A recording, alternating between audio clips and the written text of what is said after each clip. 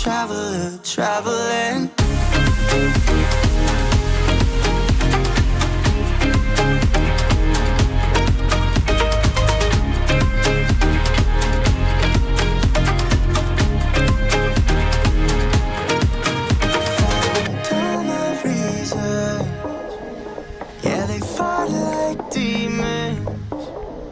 Till I stood to fight on the other side of all I believed in. Iskishitaa Refugee Network was founded in 2003 by Dr. Barbara Eisworth, who is a fabulous human being. And she started this whole thing when she was doing her doctoral research, and she started mapping out different areas in Tucson to track fruit was being wasted, and also knowing where it was coming from. And she initially partnered with refugee students, and this is really how that sectionality came to be. Iskishitaa works to not only reduce local food waste in Tucson, but they also work to help integrate refugees into the Tucson community. It was actually during Barbara's first year working with these refugees that she learned the word Iskishitaa, and the name of her organization really just kind of reflects the relational roots of this organization, but also in the meaning of the word itself. Iskishitaa is a Somali word for working cooperatively together. And so this really demonstrates what Iskishitaa is like what they stand for. They work with refugees, they work with the greater community in the Tucson area, as well as local volunteers, and their goal is to help each other. The types of projects that Iskishitaa does are really dynamic in that they target both environmental and social issues in the Tucson community. So an example of the types of projects that they'll do are things like harvesting and gleaning. Gleaning is when a farm or field is commercially harvested, and then volunteers and harvesters go through manually and take the leftover crops. So volunteers and refugees will partner up to do these projects, and this is a way for refugees to learn more about the community in Tucson and help integrate into the community as well. Iskishitaa also does food preservation workshops. So this is an environmentally friendly, sustainable way for the refugees and volunteers and organization to utilize the food that they harvest. Another thing that Iskishitaa does is a mobile produce rescue. So refugees are also able to take part in this. And what Iskishitaa does is they partner up with two organizations called Market on the Move and Produce on Wheels, and they just distribute the produce that they've harvested out into the community. They also conduct a variety of community-based workshops geared toward refugee resettlement. And through all this, they're effective in helping refugees become self-sufficient and navigate the cultural integration process. The first day was actually really exciting for me. It was a time when a lot of us got to not only bond with the GSL group members, but also with the Iskishitaa community.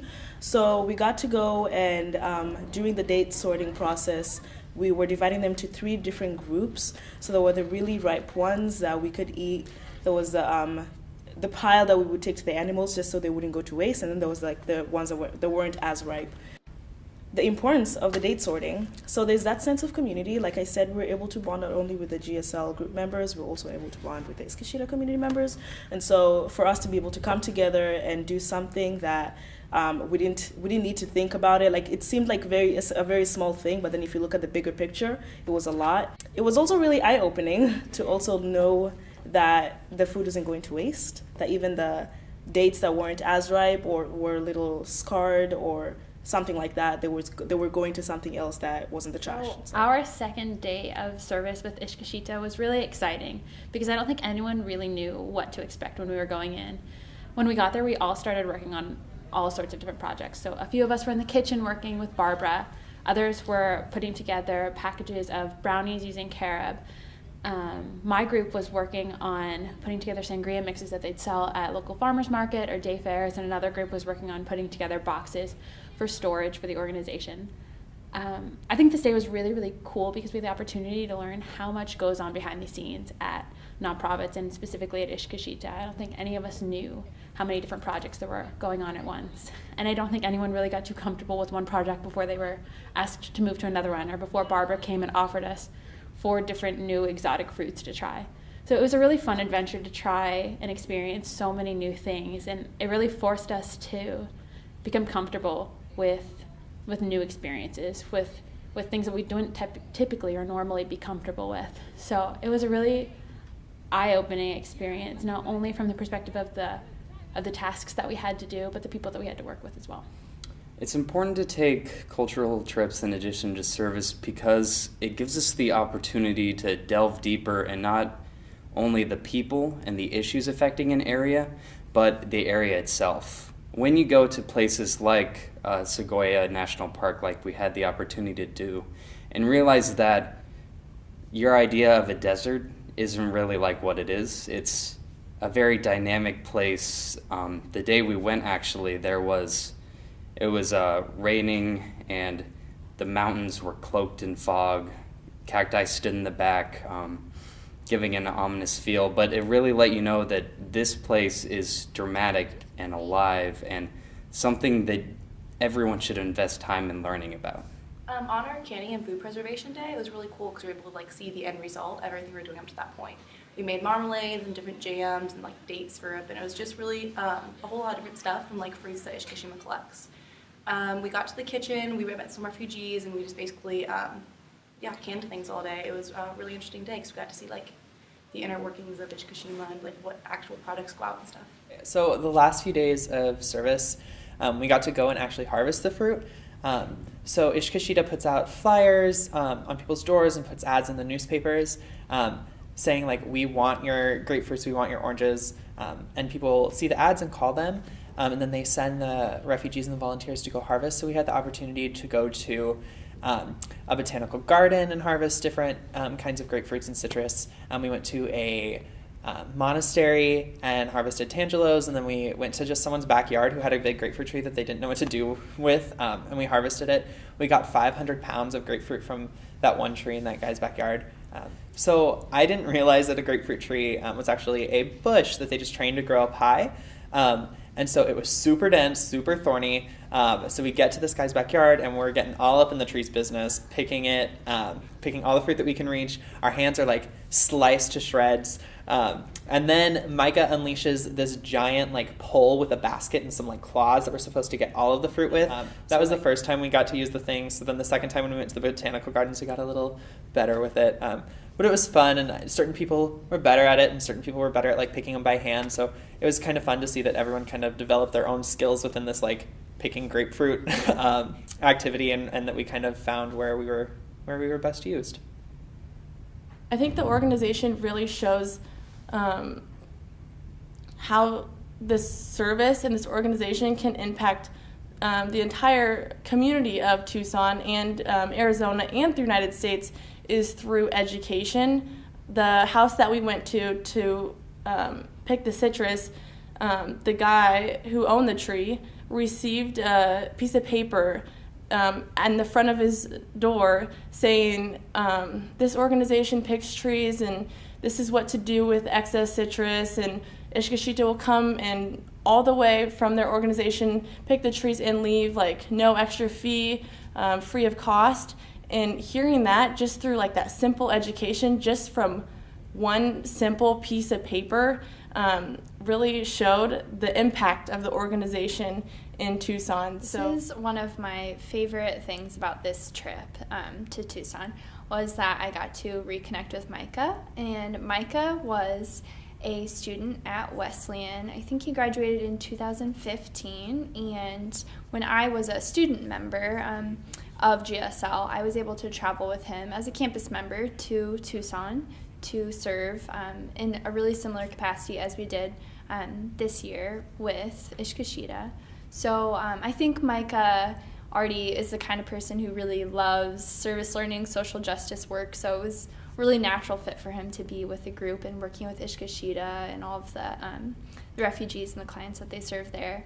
But I think it had a big impact on him too, and for the people that get to meet Barbara, I think she has a very infectious, in the best sense of the word, her personality, and you want to be around her and you want to keep learning from her. So Micah, after he graduated, went back to intern, and then I think within the next year or two, he was there working as a full-time staff. So in his capacity now, he was able to help this new group of GSLers organize their volunteer trip, and he helped us with education, and he was really there all along the way. Some of our processings he was a part of, and you can tell he's really committed to what they're doing in Tucson working with refugees. So it was a cool show of kind of, I think, the power of GSL and the strong connections that you make to be able to reconnect with him and all of GSL at Iskishitaa. So in addition to serving with Iskishitaa, which is an organization that's working with United Nations refugees, we also wanted to look into people who are coming across the border from Mexico into the United States, because that is an issue that is very prevalent in Arizona and something that is talked about often. And so we wanted to go and witness Project Streamline. And so Project Streamline was created in 2008 in Texas as a way to criminalize the movement of individuals across the United States border. We are, I think, the only country that criminalizes crossing over the border. So that's important. It's affecting our country in several ways. The first way is it's overcrowding our prisons. We already have crowded prison conditions. And so I think from what I read on the ACLU website, illegal entry and illegal re-entry. So illegal entry is prosecuted as a misdemeanor, and illegal re-entry, so coming in a second time, is prosecuted as a felony. And they are the most prosecuted crimes in the United States.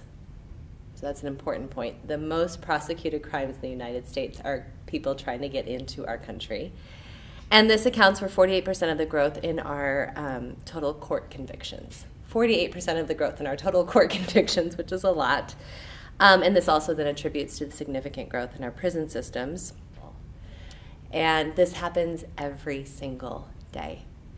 And what ends up happening is that each individual that's presented in front of the judge is offered counsel. The counsel generally doesn't have much time to meet with them. They oftentimes are Spanish speaking, so the information that's shared with them is maybe unclear, especially since any process in the court system is generally unclear to people speaking English. And they're not given rights. So the ACLU is involved because it's essentially stripping people of human rights in terms of really getting proper counsel and due process. Just sitting in the courtroom, I can vividly remember just the look of hopelessness and confusion of people who were in that process. Most of them didn't speak English, and so a lot of them were confused about what was going on. They didn't know how to answer the judge, and it was just dehumanizing. You have 75 individuals who are being brought in within the course of 2 hours, and all of them to that courtroom were the exact same person. There was no personal stories. No one was able to share why they were coming, if they felt they were in danger. And so it was extremely hard to watch a country that I call home treat people from outside of our country like they were nothing. These are people that come from not only like having next to nothing, but then you see all the what little that they had been taken from them due to war or due to poverty or anything like that. And so I really felt for them in that respect, and not only had that happen to them, but then they had to flee, they had to go from camp to camp. They had to eventually make their way to the United States, those that were lucky enough to do so. And so you really feel for them in that aspect, but when you're working alongside them, for many of them, I felt you wouldn't even hardly know the things that they've been through, because they're always smiling when they do their work. They're always conversating with each other. They're always being positive about everything that had happened. And for me, it was just the perfect display of, I guess I would say, human resilience. It was just very impressive, and I was just completely blown away that people that had gone through so much could start over? So for one of the services, we were assigned the task of marketing Iskishitaa, and we did so by distributing dates that we had harvested the week before. And what was really cool about this experience is I think Hannah and Callie were with me, and we actually got invited into someone's house. And so we went inside and we drank tea with the family, and they really, it was just a very vulnerable experience to be in that position. And they had opened up to us about like their how hard it's been for them, and we just had a conversation about school and different things like that. Okay. So as a non-member, processing was kind of tricky the first night because I went in with no experience. But I think it was really great because there were a lot of differing opinions with this, but we all somehow came to like a conclusion that we needed to work on ourselves, and like we needed to go in with clear intentions and like a goal each day, and like to really just be like connected to each other, and so we could connect to the refugees and connect to Iskishitaa. One goal that I set for myself was that I really wanted to begin interacting with more of the refugees, because the first few days I was making new friends. I wanted to like hang out, and then I came to the realization that that's not why I was there. I needed to start interacting and learning from people that are different from me. As far as shaping Iskishitaa Refugee Network, Barbara has two very big passions, and those are helping the refugee population and food sustainability. So I think she's been able to thrive within this network for as long as she's been there. It definitely would not be the place it is today without her energy. I think that's a big part of it, and it makes it a fun place to be at. And on top of that, she's social, so she's able to connect with local markets and food places that can help with the food processing. So I think she's just a great person to have working there. So we'd go down to Iskishitaa and do different miscellaneous jobs with the refugees that were there that day. And as we were going through and helping sort some carob, Barbara came over to me and said to bring me over to help one refugee named Marzia go through the files and help her learn a little bit more about filing so she could have that skill for put it on her resume for applying for different jobs. So I went and I helped Marzia go through this gigantic stack of files that were just sitting around that needed to be taken care of. And we went through together and went through the process of trying to figure out just where all of these miscellaneous filings would go.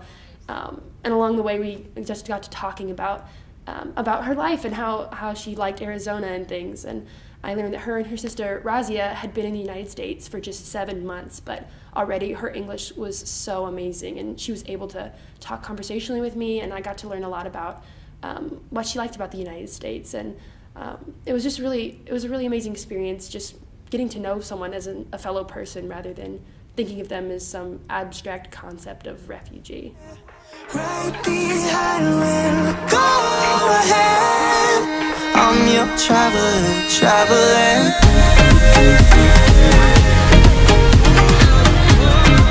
I'm your traveling. Wherever we feel like, I'm your traveling.